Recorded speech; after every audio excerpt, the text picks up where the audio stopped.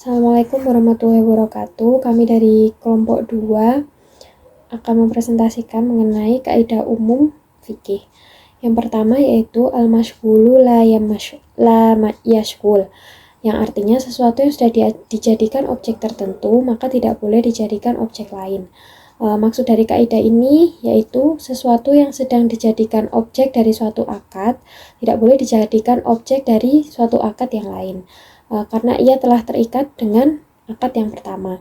Contohnya menjual barang yang sudah dibeli orang kemudian dijual kepada orang yang lainnya lagi, atau contoh yang lainnya yaitu meminang perempuan yang sudah menjadi pinangan laki-laki lain, maka itu semua tidak diperbolehkan. Kaidah yang kedua yaitu al-maisuru la yasakotu bil maksuri, yang artinya yang mudah tidak gugur karena yang sukar. Maksud dari kaidah ini yaitu adanya suatu perbuatan yang mudah dikerjakan dan ada pula perbuatan yang sulit dilakukan. Namun keduanya memiliki keterkaitan. Jika kedua perbuatan tersebut sama-sama merupakan kewajiban, maka keduanya tetap dilakukan sebisa mungkin. Contohnya, orang yang baru bisa membaca Al-Fatihah hanya separuh, maka dalam sholat ia harus membaca Al-Fatihah yang separuh itu.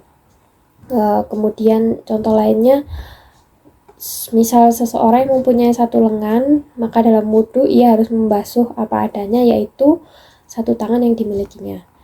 Yang selanjutnya, kaidah an-ni'matu biqadrin ni'mah wa ni'matu biqadrin ni'mah. Artinya kenikmatan disesuaikan dengan kadar jerih payah dan jerih payah disesuaikan dengan kenikmatan. Maksud kaidah ini yaitu suatu keuntungan diukur dengan pengorbanan dan pengorbanan diukur menurut keuntungan. Potongan pertama dari akidah ini sering diungkapkan dengan al-ujroh bi qadri al-masyaqqah, yang artinya upah diukur dengan jerih payah atau kesulitan. Semakin sulit mencapai sesuatu, maka semakin tinggi pula nilai yang akan didapat. Semakin berat godaannya, maka semakin besar pula pahalanya.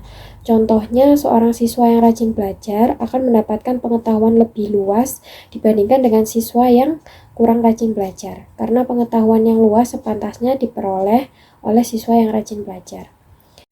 Kemudian saya akan melanjutkan 4 kaidah umum selanjutnya. Yang keempat yaitu ada la masagha lil ijtihad fi mawridin nas, yang artinya tidak diperkenankan ijtihad pada tempat yang telah ada nasnya. Nas yang dimaksud di sini adalah Al-Qur'an dan hadis yang telah jelas, qat'il wurud dan dalalahnya sudah disepakati. Dalam ilmu hukum ini diartikan dengan apabila teks hukum sudah jelas, maka tidak perlu ada penafsiran-penafsiran lagi. Contohnya seperti pembagian ashabul furud, pecahan-pecahan bagi ashabul furud dalam bab mawaris ya.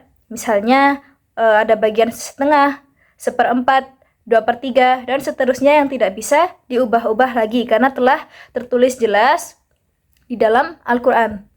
Kemudian yang kelima yaitu yuqbalu qaulul mutarajim mutlaqan, yang artinya kata-kata seorang penerjemah diterima tanpa syarat. Kaidah ini dimasukkan ke dalam kaidah umum karena bisa berlaku di berbagai bidang hukum, yakni berlaku di dalam bidang muamalah, jinayah, peradilan, dan lain-lainnya. Selanjutnya ada kaidah yudkhilul qawi 'ala dhaif wal 'aks, yang kuat mencakup yang lemah namun tidak sebaliknya. Jadi kaidah ini menjelaskan tentang at-tadahul atau teori absorpsi dalam hukum pidana, di mana suatu perkara yang lebih besar bisa mencakup perkara lain yang lebih kecil namun tidak bisa sebaliknya. Contohnya, bagi pelaku pidana pembunuhan dan pencurian, maka hadnya adalah hukuman mati, di mana hukuman mati ini sudah mencakup hukuman pencurian yang hanya berupa potong tangan. Namun, hukuman potong tangan tidak bisa mencakup bagi perbuatan pembunuhan tersebut.